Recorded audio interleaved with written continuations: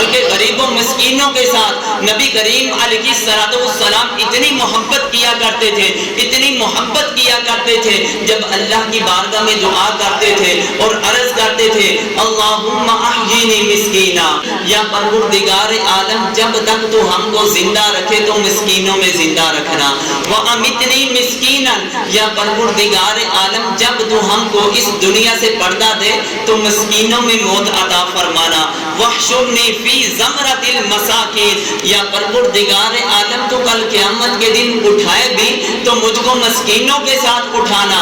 لوگ دعا کرتے ہیں کہ کل قیامت کے دن ہمارا حشر ہمیں قربت نبی کریم علیہ السلام کی ملنی چاہیے، اور اللہ کے محبوب علیہ السلام رب تعالیٰ کی بارگاہ میں دعا کرتے ہیں کہ یا پروردگار عالم میرا کل قیامت کے دن جو حشر ہو وہ مسکینوں کے ساتھ ہونا چاہیے، وہ غریبوں کے ساتھ ہونا چاہیے، وہ فقیروں کے ساتھ ہونا چاہیے۔ جب امی عائشہ رضی اللہ تعالی عنہا نے یہ کلمات سنے، عرض کرنے لگی اے اللہ کے محبوب علیہ السلام، آخر آپ ایسی کیوں دعا مانگتے ہیں؟ سب لوگوں کی طلب یہ ہوتی ہے کہ قیامت کے دن آپ کا قرب مل جائے، آپ کے قریب ہو جائیں، اور آپ دعا کر رہے ہیں میرا جینا، میرا مرنا، میرا کل قیامت کے دن اٹھنا یہ تمام کا تمام مسکینوں کے ساتھ ہو جائے۔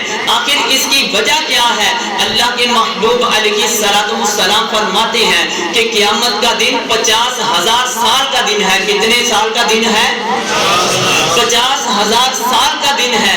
اللہ کے محبوب علیہ السلام فرمائیں گے امیر لوگ جو ہوں گے، مالدار جو لوگ ہوں گے وہ اپنے حساب و کتاب میں لگے ہوں گے، مسکین لوگوں کو اللہ تعالیٰ کی ذات امیروں کی بنسبت 25,000 سال پہلے اللہ تعالیٰ کی ذات پہلے ہی ان کو جنت میں داخل فرما دے گی۔